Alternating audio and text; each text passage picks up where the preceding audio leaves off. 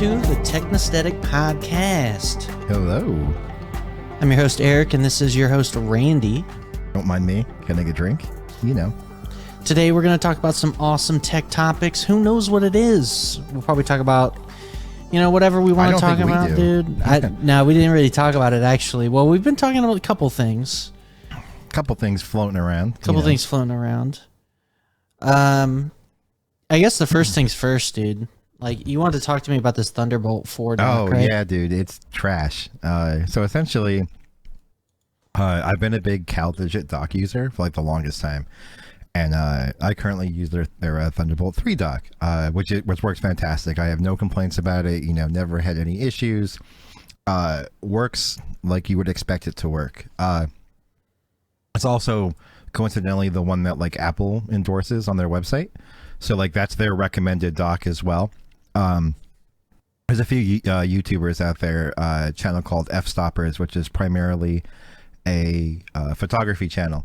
But he recently made the switch to Mac from being full-time Windows for 20 years with having like a desktop and stuff. But, the idea of having a computer that he could photo edit and video edit on with roughly the same power as his desktop PC, as his outgoing desktop PC, and doing that on battery, right, like away from the wall, like not plugged in, right, was lucrative to him. So he decided to make the switch to Mac. And long story short, he's very happy with the change. At first he was like, this sucks, but most of that was derived from being unfamiliar with the operating system and never using it before. However, he made like I want to say like a 2-hour video on testing out different docks, like different Thunderbolt docks, and seeing which ones like work the best with multiple monitors, so on and so forth. And I don't know what your experience is, man, but like on Windows especially is probably where I see like the most issues with it at like at work. But like Windows has some pretty wonky issues using like 2 monitors over Thunderbolt. So that's a challenge. And then he went through some of these docks on his channel, and some of them, worked perfectly, and some of them didn't really work at all. Like you'd plug the laptop in, no monitors would light up. You'd plug the laptop in, and 1 monitor wouldn't light up. You plug the dock in, 2 monitors would light up. And he basically came to the conclusion that out of like the 15 or so docks that he purchased, about 3 were actually worth buying. Okay. So that's pretty bad, yeah. And his favorite was also the CalDigit dock. And I don't know if you have heard of the channel Linus Tech Tips. He also loves CalDigit products. He recently just did a video on their Thunderbolt 4 dock. Well, of course, Linus has early access to it. It's not available in North America yet until mid to late August. So I decided, Anker makes a Thunderbolt 4 dock. I haven't seen anyone really do a video on that. I'll grab it and use it. Anker makes good stuff. It's a nightmare. So I'm currently using the CalDigit TS3 Plus again, and the Anker one is getting ready to go back because I tried to swap it up before the podcast today, and when I first plugged in my MacBook, my LG CX48 was like flickering a little bit, and then eventually it just righted itself, like it just started working normally. Okay. I tried to turn on HDR, and that just flickered, and then it never came back. So I was like, all right, that's fine, whatever, I just won't use HDR. Then I started to fire up OBS to start the podcast, and literally between 20 and 40 seconds, my video feed would just freeze. And then the camera was fine, but the freeze coming in through but it would just freeze coming into the computer through the USB port. Right. And I've tried different USB 3 ports on the Anker dock. They all froze. I've tried downloading the actual Camlink drivers or the official Camlink software from Elgato's website, same issue. So I restarted the MacBook, and then when I restarted the MacBook again, while it was booting, the LG CX48 started the flickering again. And then it eventually went away and corrected itself.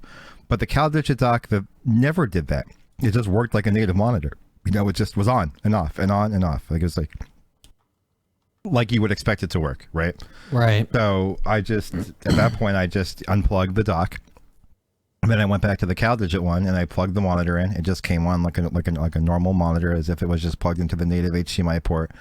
and my camera fired right up with no freezing. It's working fine now. So the only thing that's changed is the CalDigit dock versus the Anker one. So it just doesn't work. You know, it's just, I don't know what it is. It's just not a good product in my opinion. So I can't recommend it. Yeah, I get it, dude. Like, doesn't Razer make a dock too? Razer makes a dock too. It's a little too RGB for me. You know what I mean? I'm looking at it right now. It's got like an RGB like bottom situation. And and correct me if I'm wrong, but it's also not Thunderbolt 4, right? I think it's 3, like my current CalDigit one. Well, the one I'm looking at says Thunderbolt 4, so I think it's okay. Well, I stand corrected. It might be a newer model or something, but yeah. I mean, I've just had such good luck with this CalDigit dock that I'm likely just going to ride this out until I can grab a CalDigit Thunderbolt 4 dock, and then I'll probably make the switch over. Because the only one complaint I have about this CalDigit dock is the only monitor in is DisplayPort. And doing the DisplayPort to HDMI on this version specifically, I can't do HDR on Mac, which isn't a big deal breaker. Because like everything else works pretty great on it. But the Thunderbolt 4 one will be able to feed HDR as well. So give me something to look forward to, you know? Yeah, for sure. I mean, it sucks that it's so hard to do these docks, right? Dude, it's crazy. It's crazy. Yeah. It's like you want to get that magic one cable solution, and it's just so hard to do. So yeah, the only thing that I've seen work reliably on the Windows side is if you get a Dell laptop and their recommended Dell dock. Those work pretty flawlessly. Although on the Mac side, I can tell you that the CalDigit one and my MacBook works flawlessly too. So if you have a MacBook, I would probably recommend picking up something from CalDigit, just because it's been a workhorse. Like I've had no issues with it, you know. So yeah, I don't pick up those expensive Thunderbolt 4 docks. I just get like a regular like USB-C like dongle, like $35, and like Anker one. Like I got an Anker one that's been fine. Like I don't dock my stuff enough to like get like the crazy one, but I kind of like the idea of having like I guess more freedom to put your laptop wherever you want, because like these docks you can use like a regular like Thunderbolt 4 cable and like a long one and kind of put the laptop wherever you want, hide away the dock a little bit. So that's kind of what I do definitely now. Cleaner. I have that like crazy active long Thunderbolt 4 cable that Apple sells. It's yeah, like $190. Wow. Like that's the cable I use, right? But like this dock literally does everything for me. So I have my keyboard and mouse plugged into a KVM because I just push a button under my desk because it switches between my PC and my Mac. Right. And then I have my CamLink plugged in. Excuse me. I have a few other peripheries plugged in, like I have my 5 terabyte hard drive that I use for photo and video editing to just like archive my pictures on, you know, because I can take that with me. You know, I back up to my NAS, but the 5 terabyte drive I can take with me in the field, so I keep that plugged into the dock unless I'm going out somewhere, and then I unplug it and I take that with me as well. It has an SD card reader on it. I mean, granted, the MacBook does too, but this one has another one. It has 2 USB power delivery ports. Yeah, it's just a really nice piece of kit. You know, it's expensive, but like it's for what I need. Yeah. It's literally the one cable solution. So, which, you know, you get what you pay for, I guess. But the Anker one, I mean, it sucks that it doesn't work.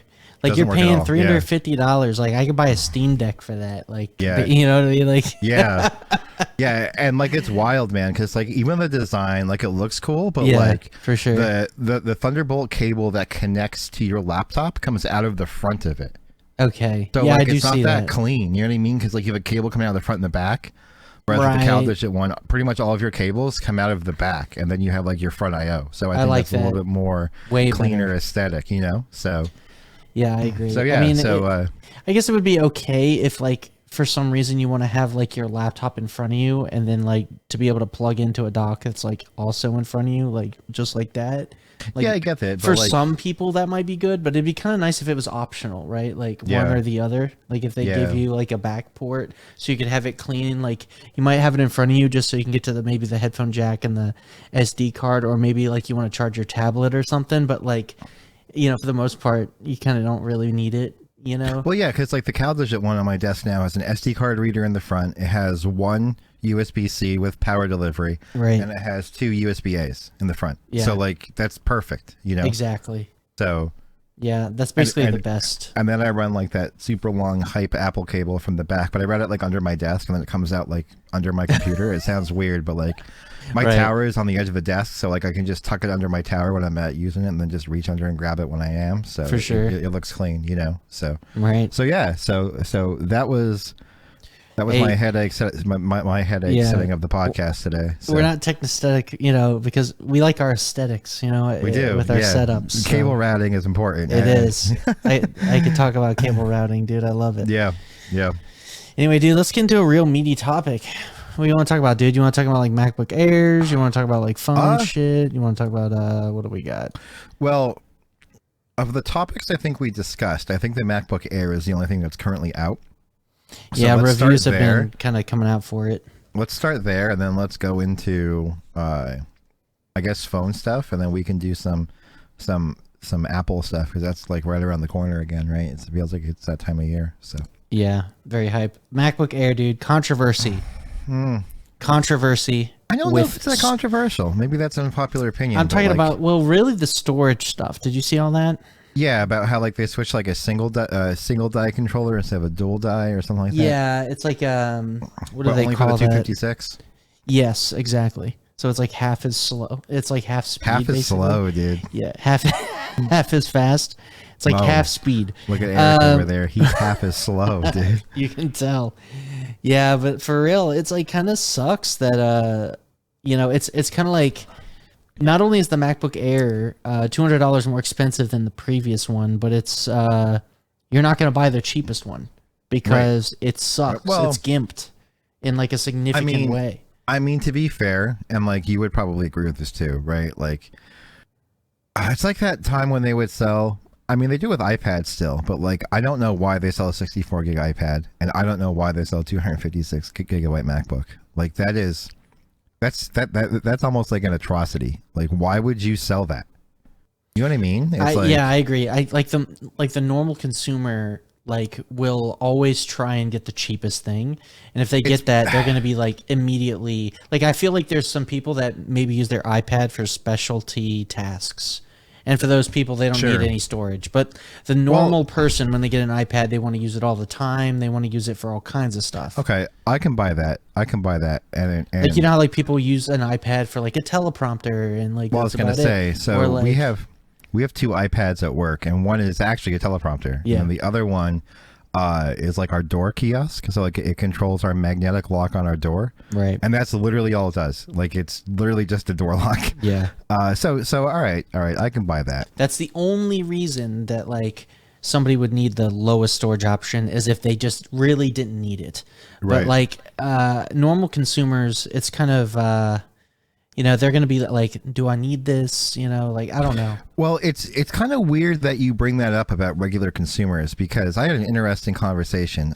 Kelly got a new car yesterday. Sure. And what I thought was pretty wild is that all of her like document signing, everything was done through a 12.9-inch iPad Pro, which I thought was pretty freaking cool. You know what I mean? Yeah. So like there was like almost no paper signatures. There was nothing. It was all like the finance manager came out and literally did everything through an iPad Pro, from title transfer to setting up her registration to her signing the documents for her financing. That was all done through an iPad Pro. And I'm like, oh, that's pretty cool. And so of course I was talking to him like, oh, do you like it? And then he's like, oh man, this is the best. Like I love Apple products. We switched over to these iPads about 18 months ago, and like it's really cool because like whatever program they use, right? Like he makes changes on his computer, and then it gets pushed to the tablet in real time.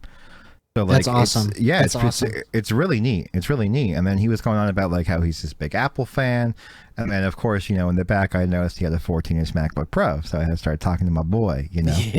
And this dude who's telling me like, oh, I'm this big Apple fan, like I love Apple products. I'd never owned a Windows PC, or so on and so forth. And of course I said like oh, I'm diehard Apple too. I mean, despite the fact that I have a S22 Ultra on your desk, right? Yeah, trust me. Yeah. But you said. I said, what 14 inches you got? He goes, I think they screwed me, man. And like, what do you mean? And he's like, well, I asked for the latest and greatest, but like I got the one that doesn't have the touch bar. And I'm like, dude, that is the new one. You got the good one. Yeah. He's like, are you sure? I'm yes. like, yeah. He's like, oh man, that touch bar looks sick. And I'm like, dude, no. Like, no, dude, no. That's so funny. Like, maybe you're right about the normal consumer. Yeah. Like they kind of like.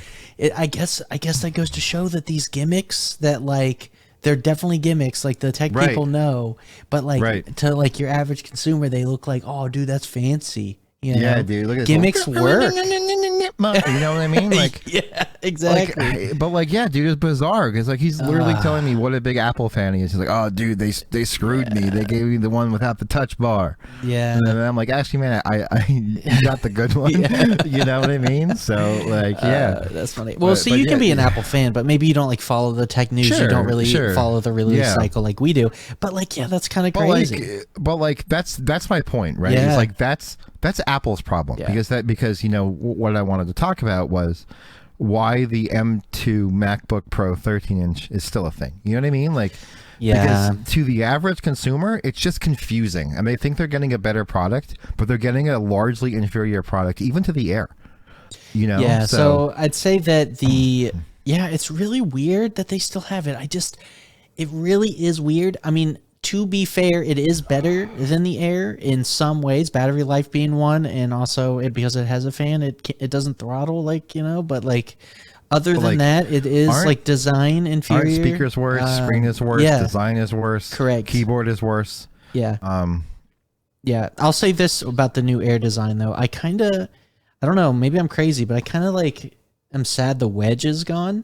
You know, like I kind of liked the wedge. I don't know. So the only wedge MacBook I've owned was the 12-inch MacBook, and I love that thing.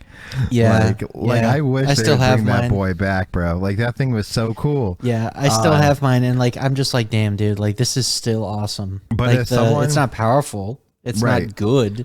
But it's just who's never owned a wedge Air. Yeah. Yeah, I kind of like the design of the new one, especially in midnight. Yeah. Like, you know what? It's weird because everyone's dogging on like the fingerprintness of the midnight. Oh, I didn't see anything about the fingerprintness. It's kind of like, I saw think, Anthony's video and okay. What'd he say? Did they have the midnight?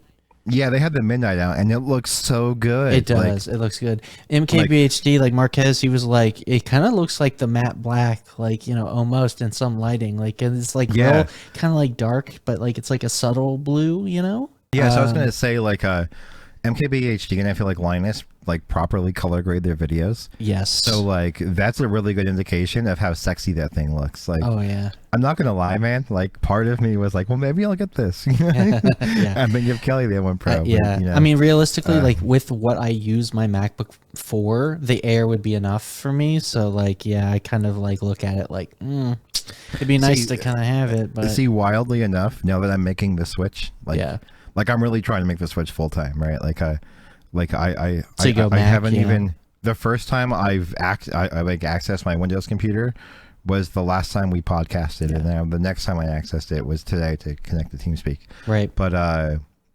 kind of regret not getting the Macs now, just because of that reason. Yeah. So the M2 Max is probably looking pretty lucrative to me. Mm-hmm.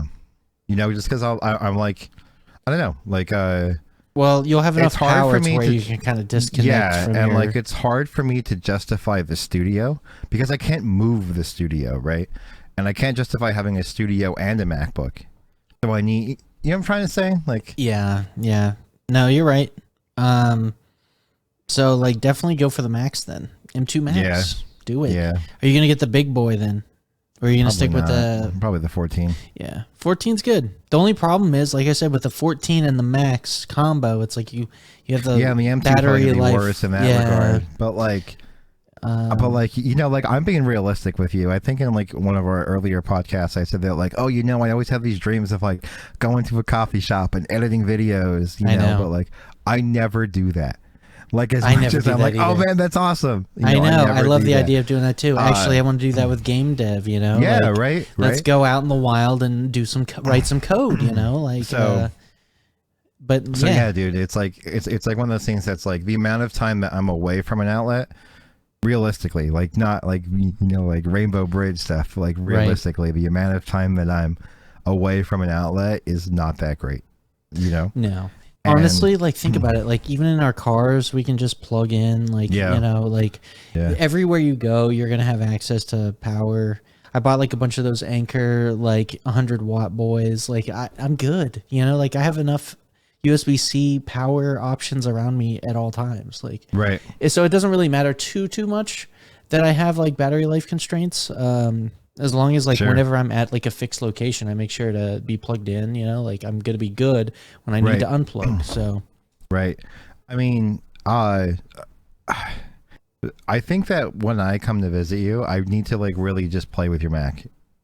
Sure. Like, and you can get a feel for like how long it lasts. And like I'll bring mine obviously, and we'll just like swap and be like, oh, let's see, let's see if you can live with it. You know what I mean? So for sure, I think there'll be a little like a little fun experiment. So we could do benchmarks. Fuck it. Like we could do little tests side by side. I mean, we'll have them. But like realistic ones, right? Like not like ones like, oh, let's see who's faster, and because like that's been done, right? I kind of want to see. I live with your battery life, and adversely, can you live with the lesser performance of the Pro? You know what I mean? Like it'd be like that'd be a cool I can already experiment, tell you, like I definitely could. I think that I bought it because like it's high power, dude.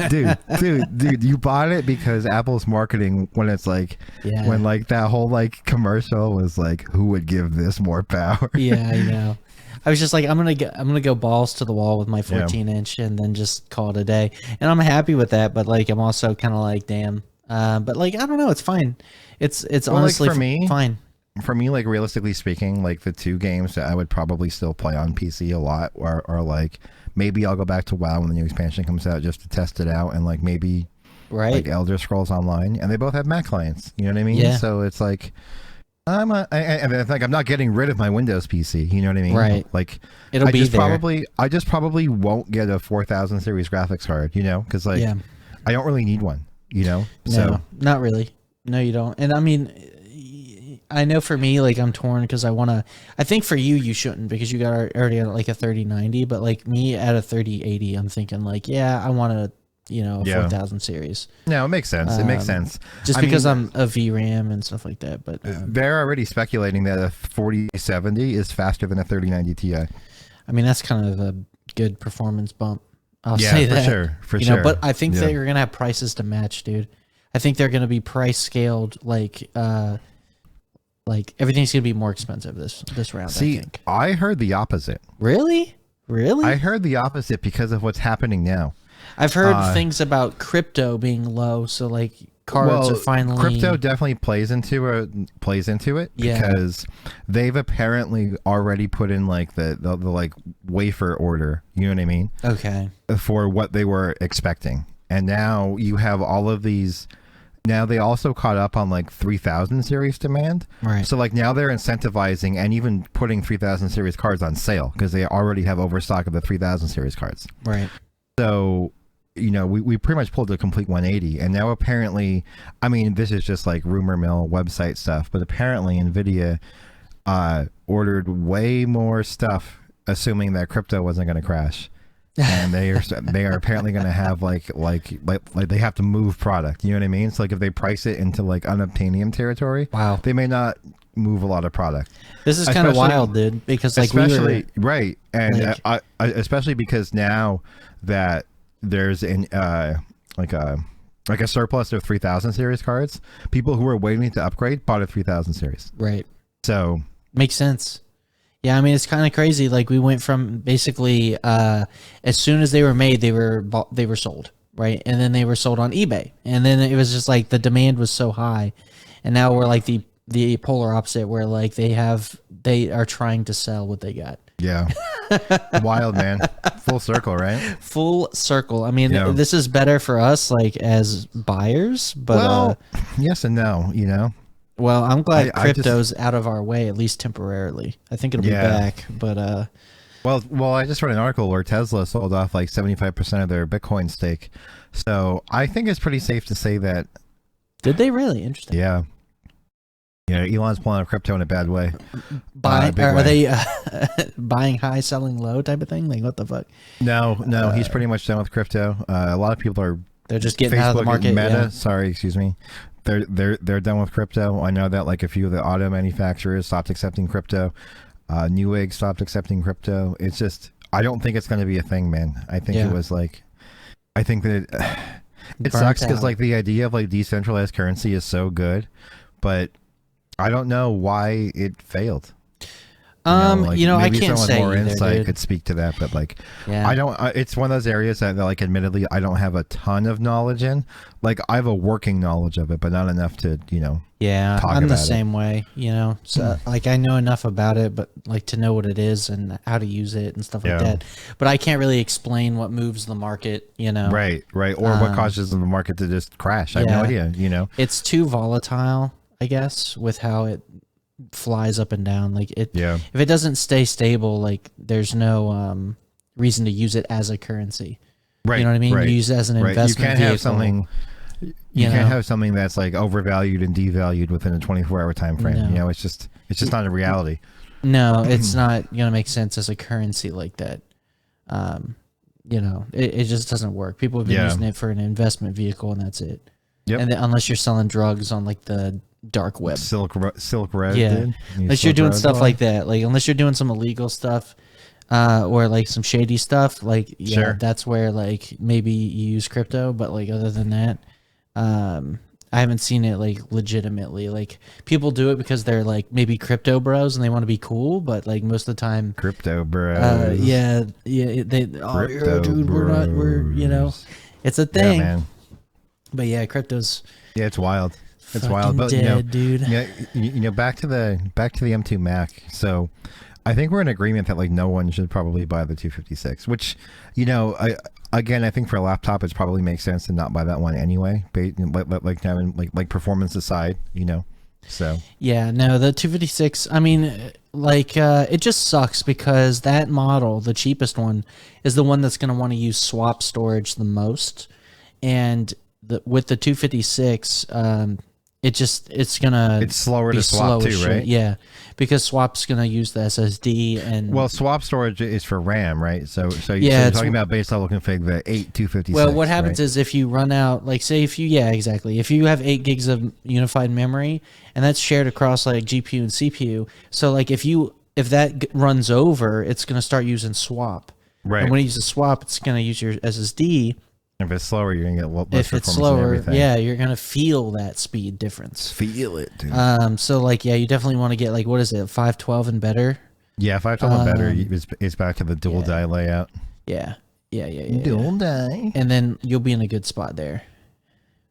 So like, 8 gigs. I mean, Mac's pretty good. Like that's the thing. Mac OS is pretty good with memory management, but like at the same time, especially if you have fast SSD speeds. Yeah, like but like just going back, my M1 Pro is a 16 gig version. Yeah. And I've never felt a RAM issue. Now, again, the next one I buy will definitely have more RAM just because if I'm using it as my main machine, so like right now when I use my Mac, I basically am singular tasked. Right. Like I'm editing photos. I'm editing a video. Right. But if I'm using it as my main machine and then, I potentially start the game on it or something, I want that flexibility that like, it's a non-issue if I have like a game open and I'm editing something in the background, So yeah, I think that like there's not many people that'll run into like issues with running out of memory with 16 gigs. There's going to be people like us that can definitely use all of it. You know what I mean? Like I was doing some crazy Blender stuff and like running out of memory fast. So Blender's wild though, like like that. I'm like almost in awe or impressed at like how fast that uses through resources. Yeah, it eats it up. There's a lot of stuff it caches in memory. If you're baking stuff, it throws all that into memory. It eats a lot of storage, so yeah, it's kind of nutty. But yeah, I mean, but it's awesome because unified memory, so it's all VRAM, right?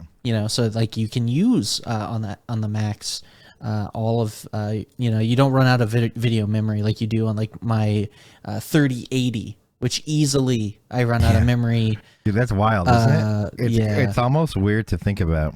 It is. It's like, damn, I wish I had a 3090 just for the memory, like. Dude, I'll sell you mine, dude. No, I'm good. I'm getting a 4000, boy. And then I got to figure out what to do with my 3080, I'll probably just hand me down to Amanda. But you know how Yeah, it or is. put it in your VR machine or whatever. Yeah, but I don't even use my VR machine anymore. Like I have a 2080 Ti in it, but it hasn't gotten used. Dude. So I'm like, I have a 2080 Ti. I was trying to figure out what to do with. I was getting ready to put it in my son's computer, just because. Right. Just because I don't have a random. Yeah. A random. I was like, you don't even need a 2080 Ti. Problem to have, dude. He's like, you don't need a 2080 Ti for Roblox, you know? Like, shit. Is that like what the cool kids are playing then? I don't know. That's what he's playing, dude. He's like, do kids still play Minecraft? Yeah, kids still play. He likes Minecraft a lot. I tried to get Kelly into Minecraft, and she goes, "This game is too hard for me to figure out." Oh, that sucks. So because Minecraft's great. I guess it is kind of hard in the beginning.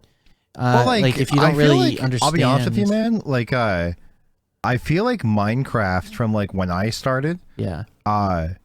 And probably when you started too, right? Like when we Notch played it still owned it, and like you had to be able to just play the Java version. Like it was like kind of basic, right? And now like Minecraft still has that basic foundation, but like there's a lot of features in it. Yeah. Excuse me. That like if I didn't have that base foundation, I can kind of see where she's coming from, you know?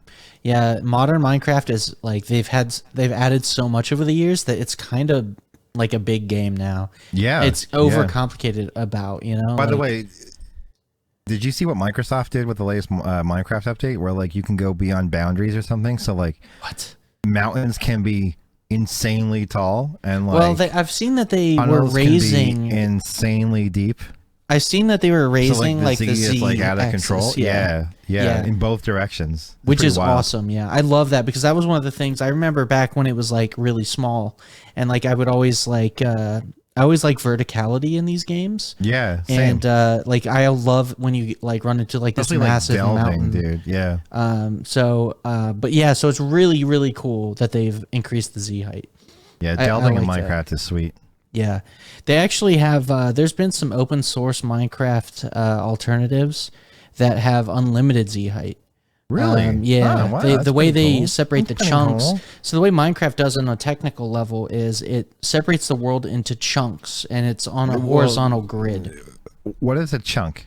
A chunk is a square block. Let's just say it's like 32 by 32 blocks big, or maybe it's 64 by 64. Like Minecraft blocks, you mean? Yeah, exactly. Okay. Minecraft blocks. So it's like a chunk of land, 32 by 32, and that's how it saves the game world.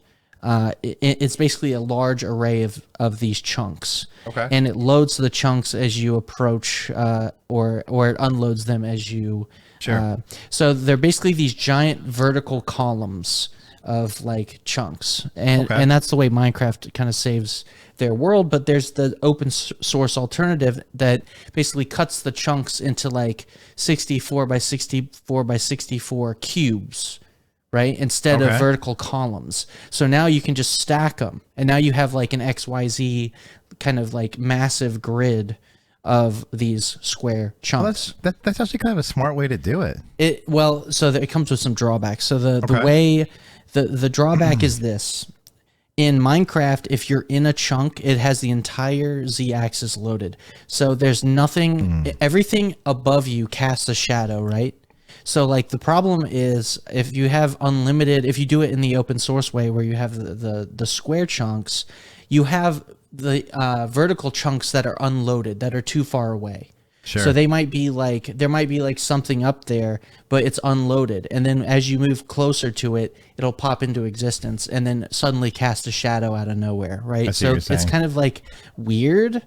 If you have things built like very high up, they just won't exist for you. Whereas like in Minecraft, you'll always see something above you, and that consistency is kind of good. I guess. I agree with you on that. Yeah. It's just now you have the limitation of not having unlimited Z height, you know. Right. Whatever.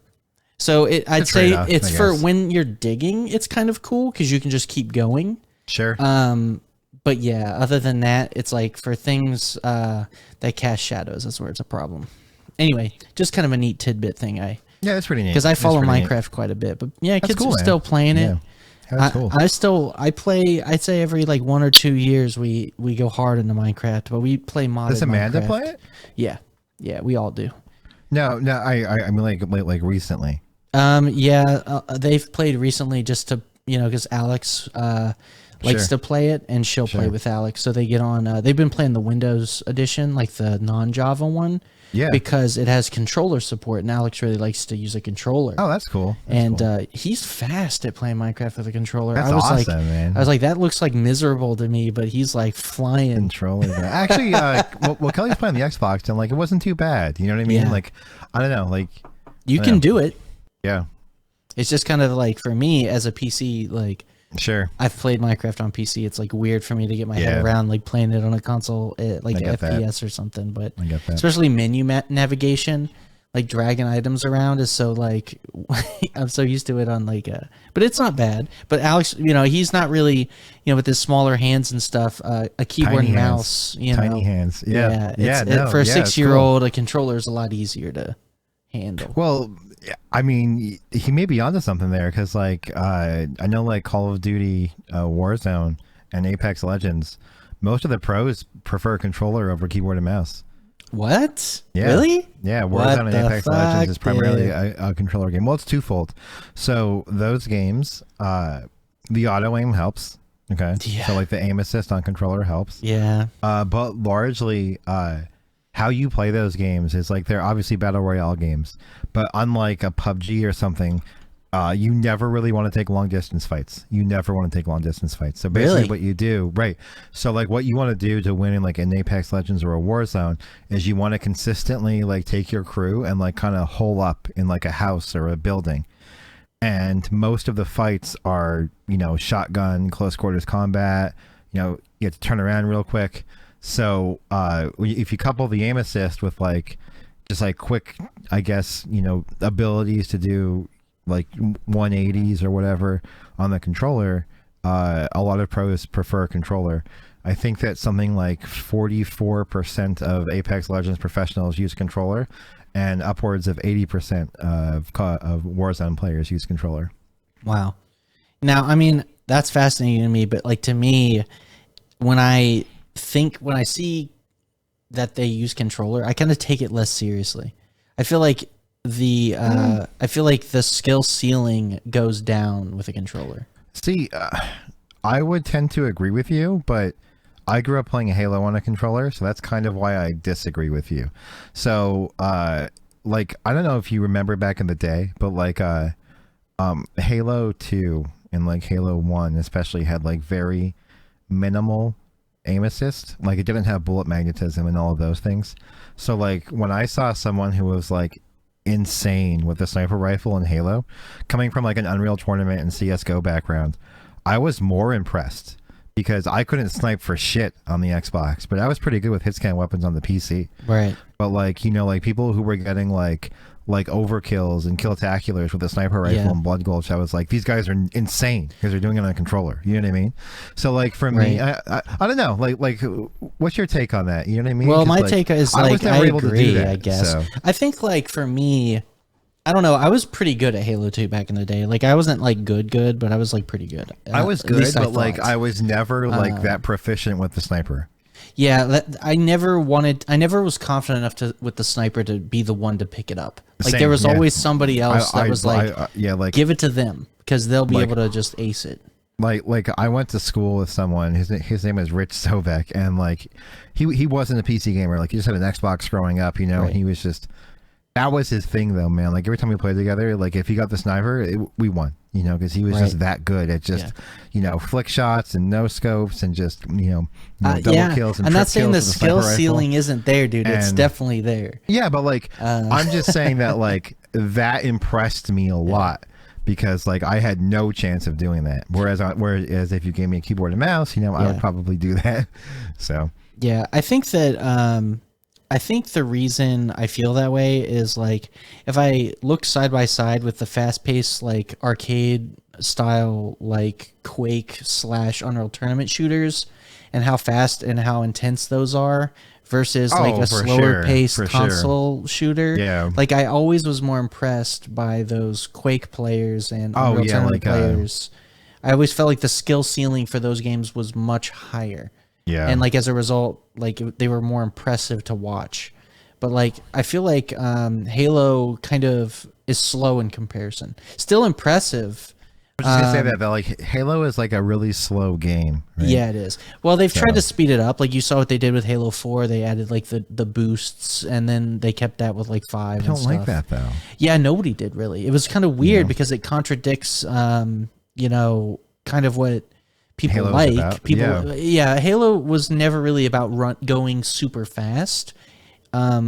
I mean, like the move speed, for example, it was always a lot slower, but like it never felt like it was bad for Halo. It always felt like it was a good fit for Halo. Like when you tilt the stick forward, that's as fast as you're gonna go. There was no like run, sprint in Halo 2 and 3. But they've added all that since. Like now you have sprint, and I don't feel like sprint's so bad. The boost thing was kind of like mixed for me, but sprint doesn't feel terrible in Halo. I guess sprint is. But as a Halo purist, I think that I still like Halo 2 and 3. Same. I don't know. I'm a purist, so for me, my best memories were 1, 2, and 3. I mean, you probably agree, but yeah, I mean that's where I was growing up, dude. Like, I think that right now, Master Chief Collection, it's still a banging game, dude. Dude, I agree. It's still solid. I played Master, dude. I'll be real with you. Saturday nights when like the boys come over for beers and stuff, if we're like, you know, just hanging out listening to music, one of us will just say, "Yo, dude, let's toss in some Halo." And like this, they don't play Halo at home. They don't play Halo anywhere else. It's just that like fact of, you know, like getting together with the boys, having some beers, and playing couch Halo. Dude, that's where it's at. Yeah, dude. Like, dude, it's so that is good. The best. Honestly, that's the pinnacle of gaming right there. It really is. I remember doing the same shit when I was a kid. Like, I would bring my Xbox over to my cousins, and like there'd be a lot of people there. And dude, we'd be like, sometimes we'd get lucky and hook up 2 Xboxes, 4 on each. And was that the console link, dude? Yeah, with how did that work? I've never actually used the nice thing console about link. The nice thing about Xbox, it was just Ethernet, so you could just plug in like ad hoc to each other, like just straight fucking Cat5 cable. You were around for Xbox Connect, right? We talked about that, didn't we? Yes, of course. Yeah, dude. To be able to play LAN online. So good. Yeah, I was playing Halo 1 like I remember back in high school, I made like $90. Really? Yeah, dude, because like I would charge people like $15 to go to their house and set up Xbox Connect for them. Oh, nice. So that's cool. So yeah, man, that was my first job technically. Nice. Yeah, Xbox Connect, dude, what a classic. It was the only way to play Halo 1. Halo 1 didn't support online. Yeah. But I always loved Halo 1 because it's like more arcadey than 2, so it's like kind of wild. Like the vehicles don't blow up in 1. Yeah, it's wild. So, and the grenades are like way insane in 1, so it's like you throw a grenade and the vehicle will go like flying, dude. Like, if it's just kind of like I don't know. It's kind of like just dumb fun. I don't want to say like ragdoll physics, but like it was like one of those times where like physics just started, so everyone was like, physics slider 12. Yeah. And like every you know what I mean? It's like Half-Life 2 was kind of like that in a way too, right? Yeah, for sure. Half-Life 2 was like one of the best physics games. In fact, to this day, a lot of games don't really do it like as well. Isn't that weird? Isn't that weird? Well is like a kind of a loose term there, right? Because it's not realistic. No, but like you remember that pick up that can moment, right? Where the dude knocks it on the ground, you could throw it in the trash. How many games have like granular physics like that? Like not many. Like not many. Halo 2 also has like that BB in a tin can reaction that everything does. It's like everything behaves like a BB in a tin can in that game. Oh man, yeah, that's a good way to describe it too. It really does, dude. Yeah, dude. But classic games, dude. All right, let's move on to another tech topic. While we can. Let's do it. We're always talking about whatever's on our minds. So shocker, I reserved the phone. You didn't reserve a phone, dude. Yeah, I did. Well, you reserved something. I'm going by Samsung's verbiage, man. I got to pick a phone, which they didn't tell me what phone I'm reserving. Yeah. I got to pick a watch, and they didn't tell me which watch I'm reserving, but I reserved a phone and a watch. Okay, so let's just explain, because I did too, technically. You did, man. But it was I guess, no money up front. It was reserving your place in line. Basically, Samsung Unpacked event is coming, and they're going to be announcing some new stuff. And new things. They let you reserve, and if you do reserve, you get like so much money off on a Samsung What do you purchase. think of the new slogan, dude? Does it match Apple's marketing yet? What is it? A new way to flex. Oh, man. Is it flex mode? Yeah. Oh, shit. The folds. I mean, I love it, actually. Yeah. Because honestly, if you have a fold device, you're probably feeling like that a little bit. A little bit, man. You are. Because it is a flex phone. It is a flex phone because it's so different. So it's funny you mentioned that. Yeah. And like, I want to go down two, like, kind of on topic stories. Sure. So I use an S22 Ultra because my boss broke his phone. He got hit by a car riding his bike. And he's always like drooled over my phone, right? Okay. It's like I had the fold. Right. So I was like, listen, man, like I kind of want to try, go back to that iPhone for a little bit. No. So I was like, listen, you just cover the cost of my iPhone and I'll give you the fold. Oh my God. So that's the deal that went down. So that was the deal that went down. And he has the fold now, and like he is now that guy. So like he purposefully, like not purposefully, but like he'll whip it out. You know what I mean? Hey, let me check my calendar. Yeah, and then like gets up in your face and then like yeah, dude, and like he's like, oh, people ask me about this all the time. Like I went on vacation, and like more people were concerned about my phone than like seeing. So like but like he relishes in that. Like he loves it, and like. The other story that's interesting is my friend Paul, like never till whatever. Yeah. He's the type of person who's like, I'm gonna get the same phone and rock it for 5 years. So he's always had iPhones. But really interesting to me was after seeing my Fold 2 and both of my Fold 3s,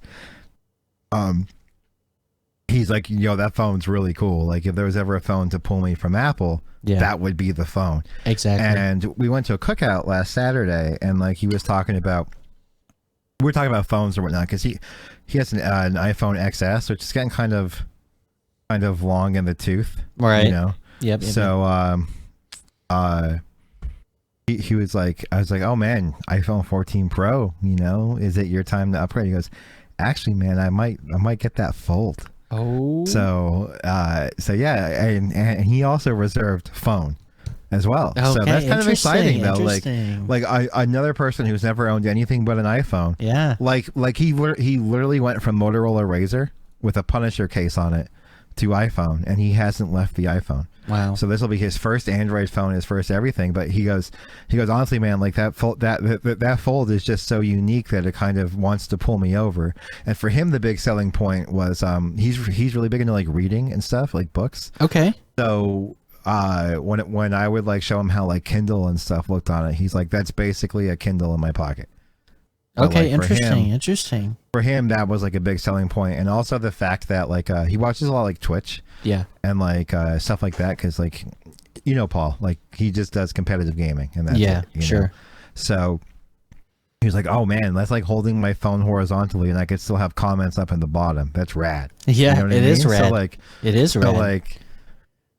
I don't know, man. Like, do you think that we're reaching a point where Apple is waiting too long to introduce a foldable? Because I can tell you right now that if Apple had a foldable, Paul would get that one. You know what I mean? Yeah, it's weird, like it's weird that you say this, because like I agree. I'm in the camp that is like this folding phone, like it's honestly enough to keep me away from the iPhone. Yeah. But it's weird because I was on the Apple subreddit today, and I'll pull it up just for the podcast to see it, because I found it.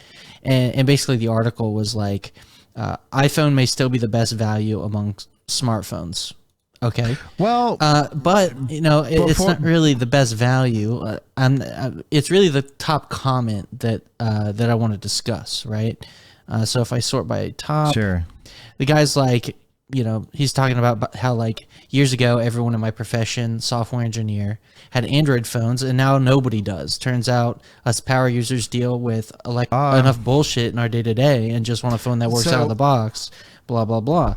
He basically says, iPhones are so far ahead of Android flagships that I don't see any other manufacturers catching up, and people are agreeing with him. I disagree with this on a few terms. So as someone who feels that sentiment, which is why I like Xbox, because I don't have to deal with, sitting at a desk and troubleshooting. Why am I getting frame stutter? Why are my 1% lows making like driving me insane? Right. Like I could just sit down, put a controller in my hand, pour a beer, and enjoy my night.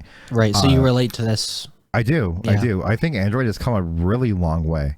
Yeah, and I agree, dude. In terms of that. And to kind of piggyback on that, you know, Paul said in his words, because you know Paul, he's a little abrasive. He was like, and I'm paraphrasing, so he may not have used this exact terminology, but he basically said, "Yo, you're dumb for getting rid of the Fold. Why do you have the S22 Ultra?"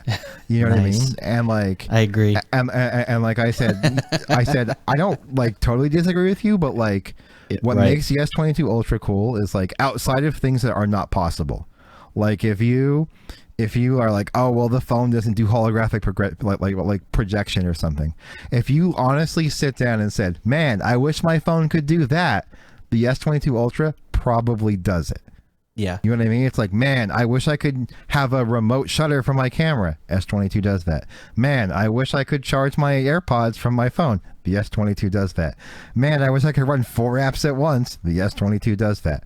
You know, like, man, I wish I could charge my phone to full in 40 minutes. The S22 does that. You know what I mean? Like, if you actually sat down and said, man, what would I like my phone to do? Right. The S22 Ultra probably does that thing. Right, and I won't disagree that it's feature packed, but does it do those things as well as like maybe a Fold would do or an iPhone would do? So, so yes and no. Yes and no. Right. I feel like that's a good answer for everything, right? And it almost feels like a cop-out answer, but like a little bit.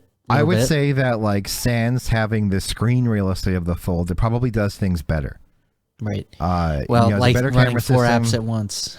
No, the Fold is probably better at that. Just because of real estate, though. Yeah, like exactly. Just because of real estate, like that's a physical It's all about restraint. what your priorities are, dude. Right. Like for me, the screen size is huge. Like it's honestly fantastic. But so if you look at the S22 Ultra as a phone, the Fold has more drawbacks than the S22 Ultra does. It's like, oh man, the pen works, but it doesn't go in the phone. Yeah. You know, it charges, but only at 20 watts. It does reverse wireless charging, but only at 5 watts. The battery's smaller. The cameras aren't that great. The outside screen has a wonky aspect ratio. You know what I mean? Like, there are trade-offs with the Fold. Whereas literally on paper, and I'm not saying the S22 Ultra is the phone I prefer, because it's not. I'm saying that the S22 Ultra is the phone that has no compromises for what it is.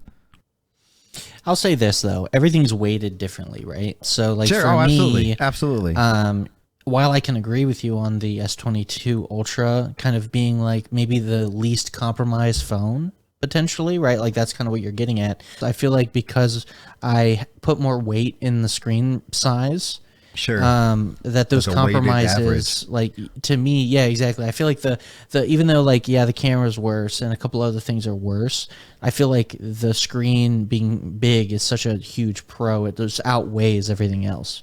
Like that's the only thing. Like, and you know, I mean, to be fair to the S22 Ultra, is you still get the advantages of being on Android, like YouTube Advanced or like you know, ad blocking, like more customization and stuff that you just can't get on iOS. So you still get like amazing Android advantages, but I feel like the cherry on top is like the big screen. Like that's really what keeps me here in the Android space. I don't disagree with you. I don't disagree with you at all. Yeah. Speaking objectively, because like, you know, like you obviously have a weighted average towards the screen size. What's nice about and I'm playing devil's advocate here because I definitely want a Fold. Do it, know? Is that the phone? I don't want to say unfolded, but like this experience of just, you know, like picking the phone out of my pocket, I think is better than on the Fold. Yeah. Okay. Because it's a bigger screen than the front screen. Right. So like I don't know. Anyway, so it's like if I pull up my Fold to like text Kelly back, I'm not going to unfold it to do that. I guess. Yeah, I don't know. I'm kind of mixed on it. Like how often do you use the cover display versus the just you unfold every time? Or you just like if I'm just trying to do, I do both, man. I do both. Like if I'm doing something really quick, I just won't bother unfolding. Like if I'm checking, like, you know, let me just check what the latest email came in or like a text message. If I'm just checking stuff, it's kind of like I can just kind of like, you know, go to that next level. Right. Like I can get notified on my watch, but if I want to kind of read something, I can just do it this. Or if I want to really get into it, then I unfold. You know what I mean? Or if I want to type, typically I don't like to type on the small screen. Yeah, it's weird, right? It's too small. It's tall boy. Yeah, narrow boy. It's like it's too narrow. Yeah. So like I tend to mistype a lot on the small screen, whereas if I can unfold, then I can kind of go quick. Right, right. So if I have to type something, like if you message me and I don't have like a computer in front of me, then I'll just be like, blam, I'll unfold and blam, dude, unfold on you. Yeah. So like, I don't know, to me, the fold is still like, there's a lot of reasons I want to go back to the iPhone, but like at the same time, like the fold I don't disagree with you. This is going to sound super weird, man. It is. I wish the S22 size, like this size, this was the fold size. But it was just, it unfolds into something even bigger. Yeah, no, I agree. You know what I mean? I kind of think a bigger fold would be fine. Yeah, like the Z Fold 3 man. is like big, man. But I feel like it could get bigger and I'd be good with it. Yeah, like if they made like a foldy boy S22. Yeah. Ooh, like I'd be okay with it because I feel like the S22 fits in the pocket. If you made it thicker, it'd be still fine. You'd have a spot for the pen? Yeah. Oh yeah. And that's another thing. Are we getting in the next fold? Are we getting the pen in the phone? Rumors are pointing to no. Damn. So like that would be one of the things that could get me to get into the new phone. I'm gonna lie to you. Yeah. If they put in the pen, nice. The pen's like because nice. I keep the pen like around my desk here, but like I don't have it at work with me, so it sucks, dude. It sucks. I don't have the pen when I need it. You know. Yeah. I mean, like I've really gotten the habit of using my S22 Ultra. Like I think I gave you a good example. Like we have satellite offices now, so like I'm going to like goofy network closets where I'm not the only person in there, but if I have to like pick out, like what ports I need to open or something, I just pull out my phone and I jot it down real quick. Like that's a nice feature. It's super nice actually. Yeah, I'm at the point now where like I use the iPad for that. Like I got the Apple Pencil. Yeah. You know what sucks? I gotta admit to something. I lost my Apple Pencil. I had to go buy another one. Oh no! So it's like somewhere in your house. Right? Yeah. Well, it's because like I basically had a long period of time when I stopped using the iPad. It was really when I got the fold phone, right? Sure. Because I was like, I don't really need the iPad anymore. But lately, I've been doing a lot of game dev, and in my game dev, I really like to take notes. Dude. And I like to be able to like jot things down that, and like draw stuff because sometimes it's easier to kind of like outline a concept and visualize like how things connect by drawing like little bubbles and stuff like that and lines and shit. iPad's the go for that for sure. Yeah, so I basically the podcast doesn't know, but Amanda broke my iPad screen. She dropped a mug on it. And it shattered. What kind of mug, dude? It was like we have these like stone mugs. so the mug is probably fine. The mug is fine, but the iPad screen got shattered. In fact, I still have it. One second. Show the cast, dude. Okay. Show the podcast. So here's the iPad screen that that got shattered. It got shattered on the bottom. You won't be able to see it well on the screen, but yeah, you see how it kind of like shattered out? Yeah. Yeah, so I basically was like, I ain't having that, dude. But yeah, this guy came out of the iPad, so I replaced the iPad screen and basically... How thin is that? How thin is the screen, dude? I mean, it's like, this panel is like insanely thin. Yeah, that's wild. You can't really tell, but like, that's dude, wild. It's like super light and thin. That's wild. So I had to, figure out how to take that off. Follow a YouTube video about an eBay screen for like $150, something like that. Boom. And slapped it in, dude. And Face ID works okay? Even though Face ID still works. The only thing I messed up on, and this sucks, the front-facing camera's smudged because I must have put my finger on it, like on the inside. The camera, so yeah, it's all blurry. The front, I was like, shit. So that was my fault. So you know what the problem is all around this screen, the edge is really sticky adhesive. That's like really sticky. Yeah. So like, well, the one I took off is like, you have to heat it up with a heat gun, right? Then you have to kind of pry it off. But the problem is the residue it leaves is really gross. So like, you can't really tell maybe, but like on the camera there, I'll kind of like try to show. You can see like this gunk. See that black? Oh, yeah, dude. It looks like tar. Yeah, it is kind of like tar in the way that it like spreads around and it is the worst. and if it gets on your hands, it's like soap doesn't get it off. It really sucks. And so like basically, I think some of that kind of got on the camera, and I really tried to do a good job at cleaning everything with isopropyl alcohol, but it's really hard to get off. And I should have tested it before gluing the new one in. Sure. It comes with this replacement one came with adhesive strips already around the border. So all I had to do was peel it and stick it, and it's basically fixed. It's done. But like I should have tested the camera before finally, sticking it in. My bad. I wouldn't have thought of that. That's my amateur, first time mistake. But I'll say pretty successful for your first time. Well, it works. Like I mean, my old screen would have worked too, but I'm somebody that would be absolutely driven mad by using a screen with a crack. Oh yeah, so, I can't deal with it, man. I can't do it. I get really OCD if my screen has like a scratch. A scratch in it, yeah. Yeah. Like I was like that. Like actually I was kind of in a way like I was okay. I was like, okay, yeah, you busted my iPad, but it had a scratch in it anyway. And it kind of drove me nuts because like on a pure white screen, I could just see it. You could see it, yeah. And like, it's because my son used the iPad and he must have put a scratch on it at some point. And I was like, no. So I was like, okay, this is kind of a fun experiment time because I'm kind of in the market for a new iPad, maybe later in the year if they come out with good ones. But I was like, I don't want this one to go to waste because it's still like an iPad Pro. It might be perfect, the first gen one, but it's still great. It'll still work. Yeah. So I was like, absolutely. Let's give it some new life with a new screen. So I'm kind of happy that I did it, man. Who needs Apple Care? Apple Care, dude. Who needs Apple Care? Maybe with a phone, but like. Well, maybe if you spilled coffee on it or a liquid beverage, in my opinion, worse. Yeah, for that you'd be basically screwed. Yeah, but like, thankfully I haven't had that problem. But like, like for the screen replacement, I'm pretty confident to do that again, if that ever happened. The screen replacement on the iPhone is a little bit more complicated because like you have to worry about maintaining water resistance, and like the iPad never had that. So no, that's fair. That's fair. It's like, okay, whatever. I'm compromising water resistance, like. At least if you have Apple Care, like whatever they do to replace your phone or whatever, that's going to give you a water resistant phone.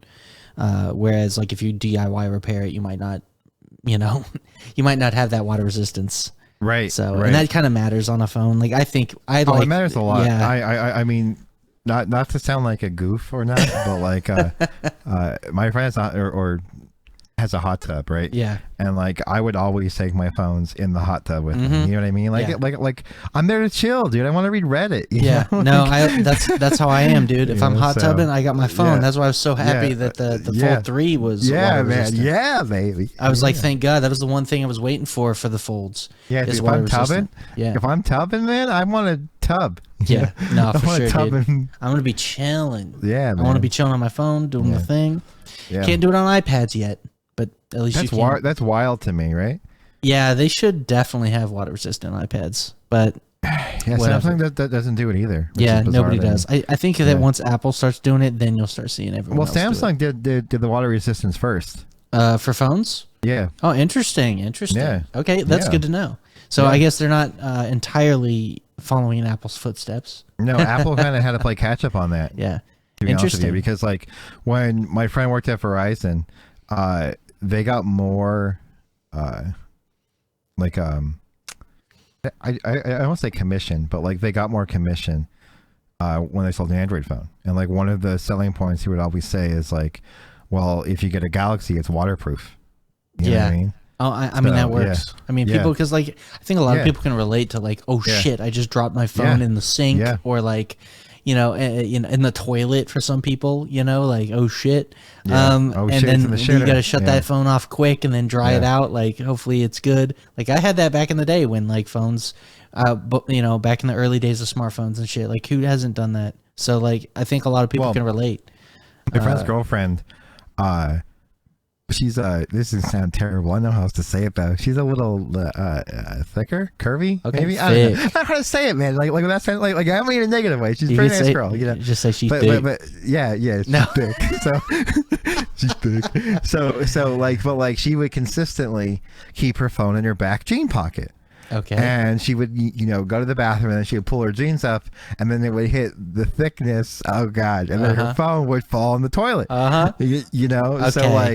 So like coincidentally, this is the girlfriend of the same friend who worked at Verizon. Oh, nice. So like he always had a tale to tell about like, oh, guess what happened to my girlfriend 4 times already. You know, phone went in the shitter. Yeah. So. Yeah, that's pretty funny, dude. But like some people, that's why water resistance is here. But unfortunately, iPads can't fit in back pockets yet. Unless you get the iPad. If you got an iPad Mini and you're real big, then maybe. Yeah. You got like Jinko jean pockets. Extra fabric, dude. Yeah. I was thinking about that the other day, man. Like, it sounds super weird, but like I have some weight to lose. I have some extra pounds, and like I wear XL polo shirts now. Yeah. And I used to wear like larges. I'm thinking, man, these are the same cost, but this guy's so much bigger. I know. You know what I mean? Yeah, it's pretty funny. It's wild, right? Yeah. So it's stupid, but yeah. I used to wear larges too. Now I'm in the XL world. Same. I just don't want to leave that. Yeah, I will not buy XXL shit. Yeah, I can't do it. Bizarrely enough, though, my mother just got back from Punta Cana. Yeah. And she got me 2 T-shirts, and she got me double X's, and I'm like, "What are you doing?" And she's like, "No, you understand. Like Dominican people are really small. Oh yeah. So like the 2X like fits like a single X. Yeah, that makes sense. Honestly, like it kind of sucks when you buy online because you don't know like the sizing. Right. Yeah. Like I've bought stuff from like lttstore.com, like T-shirts, and they're a little tight. I bought like a Gamers Nexus shirt. Like it's a Linus like a small person, like doesn't. Yeah, but like I figured like it's for like modern, but like an XL from Linus or like from Gamers Nexus is like a little tight, and it's like okay, well I guess we're gonna be tight, whatever. I can't rep the merch. It is what it is. So but I was like, okay, I guess I gotta lose weight. It is what it is. Yeah. I had to lose weight too, but like it's one of those things that's like it's hard. Do you gain weight? Do I gain weight? No. Yeah. Not really. I mean, I've kind of been like hovering around the same shit for a long time. Yeah, so like I feel like boys have no shame. So like I'll just go out and say it. Like I've been 226. Which is pretty heavy for me. Like I used to be like I want to say like between like 190 and 200. Yeah. But like at 226, I could literally drink or eat whatever I want, and I never really go over 226. Yeah. That's kind of where I'm at right now. Is like I'm kind of like in this equilibrium where I'm like about right there, and like I basically won't go over that. But like I want to go back. Like back in the day, I was in the Navy. I was like at that 180, 190. Like I was like like real fit. It felt good. Yeah, it felt good. It did. So I kind of recall that, and I'm like, damn, dude, I need to get there again. I need to get back there, especially because I'm getting older and shit. Like we just talked about that the other day too. Getting older, it's like, dude, I don't want to end up like, I don't want to be unfit at any point. Like right now, even though I'm like a certain weight right now, like I don't feel like I'm not immobile. Like I feel like I can get around and like be active, but like I don't want to get like at the point where I'm like, shit, dude, I'm too old to fucking. I feel like I'm a victim of circumstance, though. Yeah. Like yesterday after Kelly got her car, we were starving, right? Because we were there from like I don't know, like 4:30 until like 8 o'clock. Yeah. So we ran to Grotto Pizza to get some food. It's like a pizza place around here. Anyway, super good. There was this like really drunk guy at the bar at like Grotto Pizza. It was like, which like if you've ever been there, because I don't think there's any out there, it's like a family-esque pizza place. Right. You have a bar. It was freaking wild, dude. Like Kelly and I were talking, and like this guy who was next to us turns to us and goes, sorry, this is like not tech related, but it's fine. Still, kind of turns to us and goes, do you want some advice from a wise old sage? And I'm like, all right, man. And he's like, never have kids. And I'm like, what? And he's like, just you two never have kids. And I'm like, what did I do, man? Like what triggered that response? And he's like, no, I mean it in a positive way. He said, like, you two act like best friends. And he said, once you bring a kid in the mix, that kind of goes away. Yeah. So like he meant it positively, but his delivery was awful. I know, that's pretty funny though. Yeah, and then there was a guy across the bar who was totally trashed out of his mind. He kept telling the bartender that she's walking, which again, Grotto Pizza is like a family place. Like their bar is literally like in the back of the restaurant, next to the bar is like a Cruisin' World arcade machine. Yeah, there's a whole like game classic thing for kids. Yeah, wild, crazy stuff, man. Like I've never seen it this way. Nice. And he just kept buying beers for the bar. And like Kelly doesn't drink beer, right? So I'm gonna go to the place. I'm gonna get a personal pizza and 1 beer. And then this dude keeps buying beer. So then every beer he bought, I got 2 beers because Kelly wasn't drinking hers, right? And I wasn't gonna waste beer. Yeah. So like now I'm a victim of circumstance. You know what I mean? Like, honestly, so, like that's really my fault. No, man. it's but, not. You know, I mean, dude, boys got to drink. You know, I can't waste the beer, bro. Why would you waste it? Exactly. Yeah, dude. you're right. No, right, it's right. funny, dude. Right. Nah, I mean, shit. Not your fault, dude. You're not gonna let it go to waste. You gotta think about all those the beerless people out there, dude. Yeah. Yeah.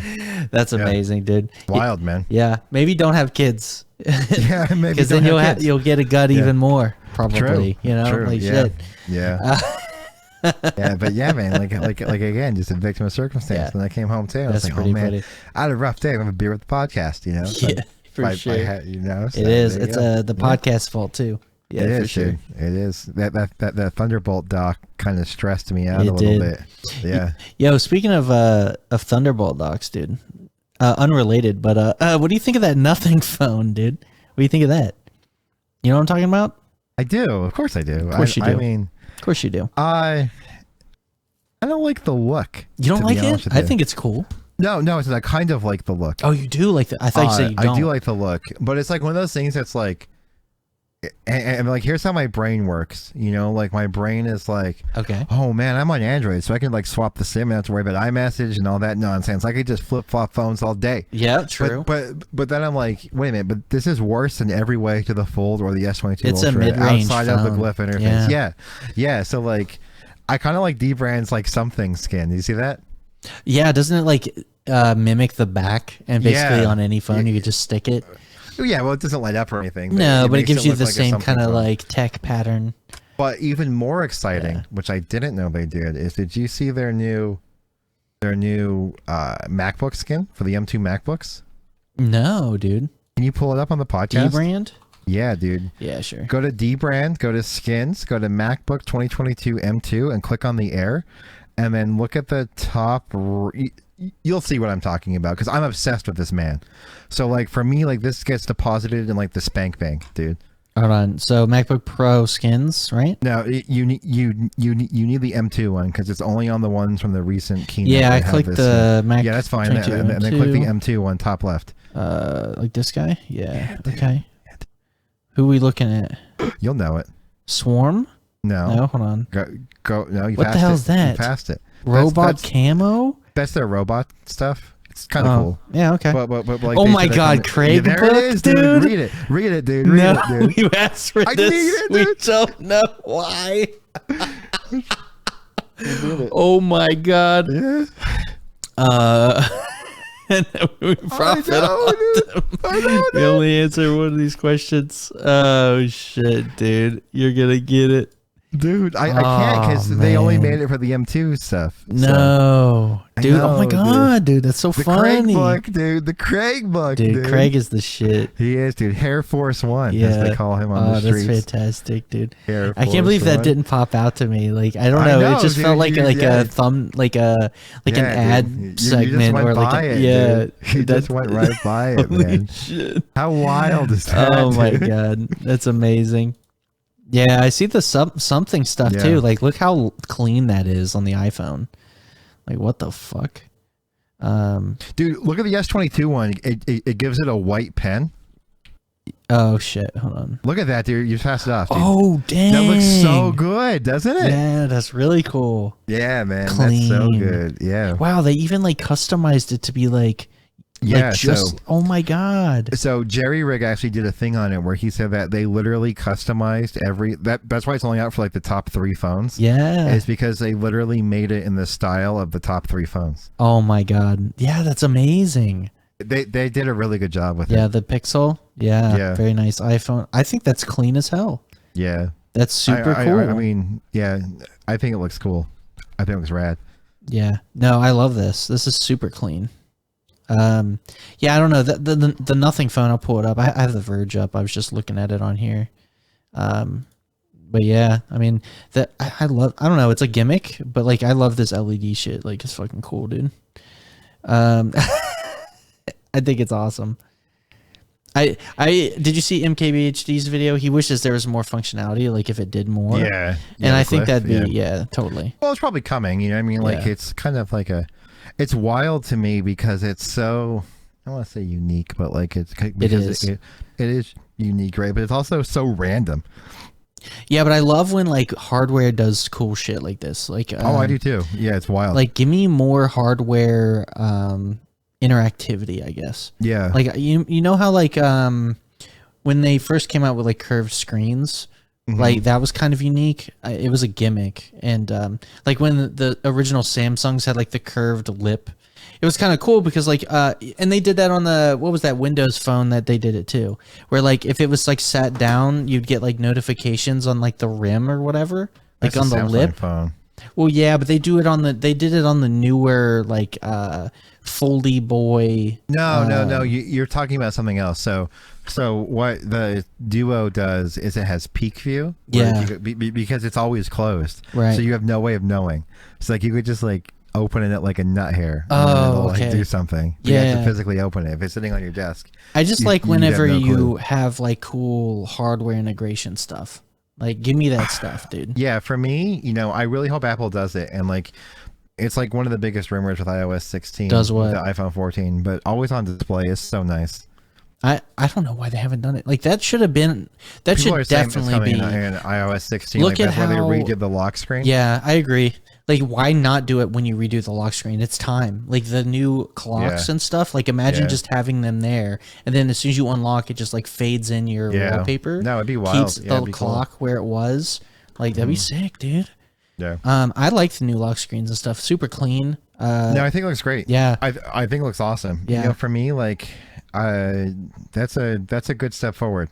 So. Yeah, it kind of reminds me of like, you know how like Google, it almost has a Google design language feel to it, but not exactly as pastel-y, if that makes any sense. It does. Like, Google's like pastel-y and poppy. But I don't like the pastel-y. Yeah. Is it just me? Like I don't know. It's something about it's a little bit more cleaner. It's got the same kind of design language. This is gonna sound weird, and like it sounds like you kind of understand this. Yeah. But like Google's current material design looks juvenile. Yeah, I think that's true. You know what I mean? Like it's too artsy. Yeah. It's too artsy. Yeah. To me, Apple kind of fits this in between where like they have like everything rounded, like the new fonts and stuff of the clocks. Like I feel like it's modern looking without being, I guess, invasive. Something about like the way Google did it was too polarizing to me. Like I get the roundedness of everything, but like in addition to the roundedness, like they use these like weird pastels and like other things. And I was just like not really a big fan of the aesthetic. Yeah, that's fair. But I feel like Apple's aesthetic's a little bit more grounded in reality, where they'll have like your actual wallpaper, but then they put the modern like font behind it type of thing. Yeah, so it's a little bit clean. more it's clean. Just clean. Yeah, it's cleaner. Like I like the way Apple does their design better. I do too. Yeah, big fan of Apple design. Yeah. But yeah, okay. I think we should wrap the podcast up. But before we do, I want to talk about what's coming, because like, you know, I just talked about how I'm in the market for a new iPad and like new things, and like what's next for Apple? What are they going to be putting out next? Like we're getting new iPads. Wise? Yeah. So new iPhone, iPad. What are we getting? I guess for me, I'm buying a 12.9-inch iPad. Yeah. For a few reasons. One, I want to convert to Mac full time. Yeah. And having universal control with like the big iPad, I think is going to be really cool. Yeah. And then like that would be the device that I could pick up and take away more often. Right. So. Yeah, like for me, I'm getting the big one also for a couple reasons. I just want to have like the big boy, dude. Like I want to go big, dude. Whip it out, like for note taking, for sketching. We're probably gonna get M2 iPads. Yeah. We're probably gonna get an iPhone 14 with a Lightning port. That we'll probably have an always on display like that. Maybe the new killer feature is the always on display. It's not that watches. Killer. Well, for Apple it is. For Apple, but like it's like a big change. I don't know, man. Like that matters to people. Like I think you remember last time where like Apple did a study and just like moving the lenses from like straight align to diagonal made people buy the phone because they didn't want to be perceived as having last year's model. Yeah.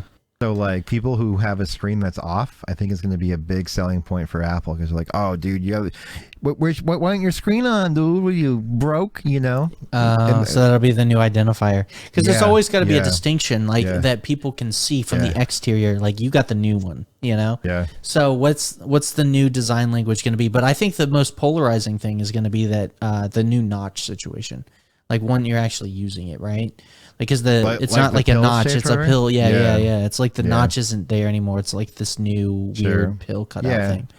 That'd be interesting. Distinctive. It's going to be identifiable immediately if you see someone actually using it, right? Yeah. But like if you're at a bar, right, and you put your phone down, you're not going to notice the notch. You're going to notice the always on display. Yeah, exactly. Yeah.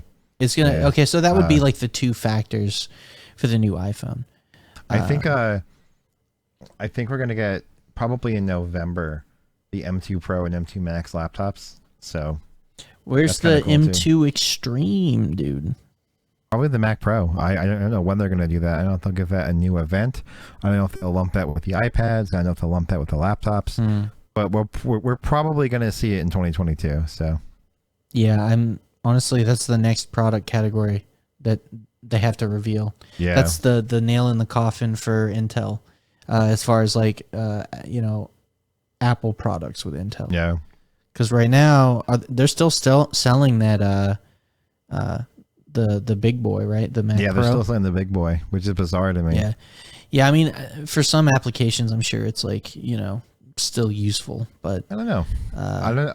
It's sexy though. I want that case. I want to find some on the market on eBay. Dude. I want the monitor. Yeah, the Pro Display XDR, dude. I'm surprised you hadn't even thought about getting it. Kind of on the fence, man. It's just expensive, right? Like it comes down to the fact that's like, I think the Studio Display would be good enough, but it's not Pro Display XDR good. And then at that point, it's like, well, I can get 2 extra camera lenses. You know, I can get the Studio Display and 2 camera lenses. I think what bothers me about it is like in the new MacBooks, like you have promotion. Yeah. I wish we had a refresh. Like if they gave us like a new refresh for the Pro Display XDR, gave it promotion, like I would have one big reason to get it. Can you do 6K 120 over any sort of cable? That's isn't that what we talked about before? Yeah. It's like that's like a limitation for this display. Yeah. It has to be. I mean, realistically, if you're using it for a purpose, which is creative applications, you don't need 120. Right.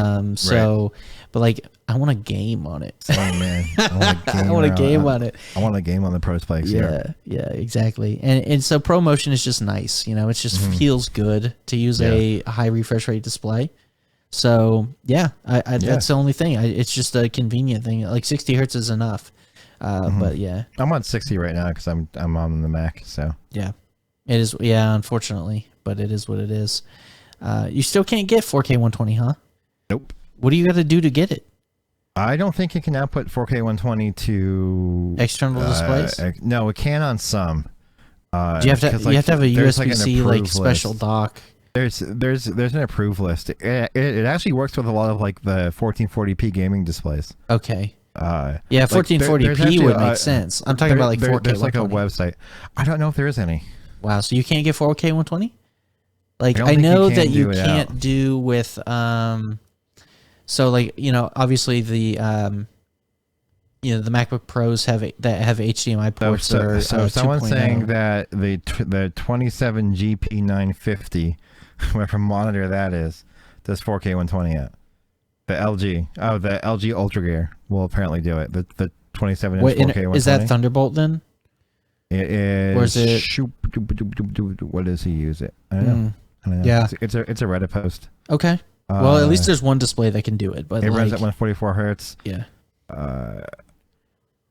Okay. But the overclocked 165 won't work, but it'll do 4K 144. Using a USB-C to HDMI cable, the HDMI port out won't do it, so you have to use a USB-C to HDMI cable. Yeah, that makes sense. That does make sense. Yeah, you're gonna have to leverage the. Yeah, that's so. I wish they put HDMI 2.1. Yeah, man. Like if the M2 Pro has HDMI 2.1, like that's basically sold the deal. Yeah, well, I mean, especially for you who's trying to replace your desktop, like that's like one of the last things you need. Yeah, you know, to really like to be able to plug it into your like LG, you know. Yeah.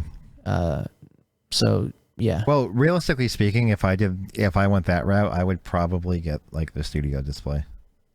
Why? Okay, so I guess in your case, the studio display is pretty good still. It just kind of, I don't know, man. It's too small. Yeah, but like for me, I don't disagree with you. I don't like. I would obviously like the Pro Display XDR, right? But it's just the value thing. You know what I mean? Yeah. Like. I get it. And for me, like ABL doing video and photo is kind of annoying. And it's also really hard to get this thing like perfectly color accurate. Well, okay, so yeah. With the Pro Display XDR, you don't got to worry about ABL. Right. But I also don't have to worry about that with the studio display either. You know what I mean? No, you're right. You're right. So I just like the screen size of the Pro Display XDR a little bit better. It's like 30, 32, 30? 32. It's technically closer to 33. It's like 32.4. Like it's on the north side of 32. I just feel like that's nice. I agree with you 100%. What would Peter McKinnon do, dude? He has the Pro Display XDR. He's already done it. And so did Jared Poland. You know what that means? Pro Display XDR. You know what that means, dude? The choice is obvious. The choice is obvious. It is, dude. Dude, listen to me, dude. That thing's a deal. Yeah, but the problem is if I got the M2 Max laptop and I got the Pro Display XDR, we're talking at like an $11,000 purchase. Okay. You know I mean, it seems pretty reasonable. I mean, yeah, that's bad. Well, I mean, it is, but like you know, if you divide it up into the amount of years you're gonna have that display, yeah, you gotta factor it in. All right, so like, hear me out too, because this is weird. Sure. I also feel like we may get a Pro Display XDR refresh in the next 2 years. I hope so, dude. I hope so because like. Well, I would hope not if I'm buying one. Well, no, you're right. You're right.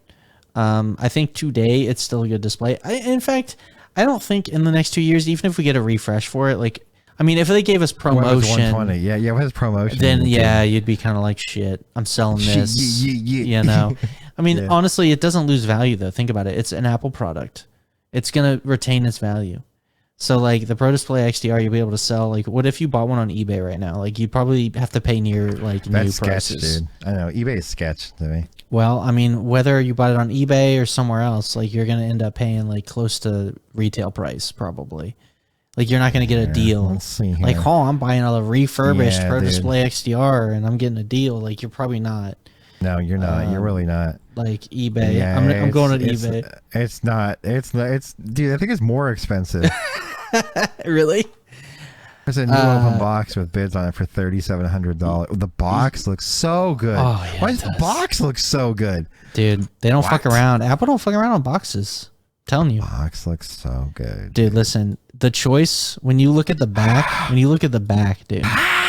The choice. Dude, if I get this, I'm putting a mirror on my wall so I could just see it. You gotta turn your desk around and be like one of those. I work behind my desk. Yeah.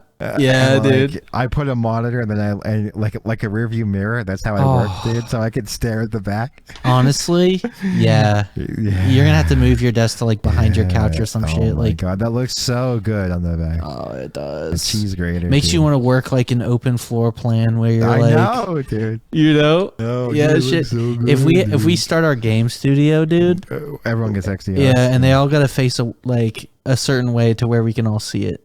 Yeah, dude. Everyone has to have the rear of someone else facing them. Yeah, exactly. Oh man, shit. It looks so good. There's no windows. We just advertise, office space with a view, and the view is just the back of a Pro Display XDR. Oh yeah, dude. I can't, man. Dude. Honestly, I kind of wish that more offices would like give a shit about the office aesthetic. Yeah. You know how like some work environments like just feel like shit. Some offices, it's like I feel like my soul is gone. Yeah. Being in this office, dude. Like I feel like this is a terrible work environment. We need to be like we need to have like Pro Display XDR levels of aesthetic. like everywhere. Yeah. Instead of like these like work Dell aesthetic. You know what I'm saying? No, I agree. Yeah, dude, I agree. Cost be damned, dude. Yeah. Anyway, dude, let's wrap it up. Wrap it up. Let's wrap it up. I think we're done here. Thanks for watching, listening. Thanks for being with us on the Technostic podcast. Another episode, another 2 weeks. Every 2 weeks we do it. It's fun. It's good times. Great time. Maybe next time we'll have some new coverage, new events or whatever. I don't know what's coming. New things, dude. Always new things in tech. Next time, I think we'll be getting pretty close to that Samsung event. We might have some more information on that. See you guys next time on the podcast.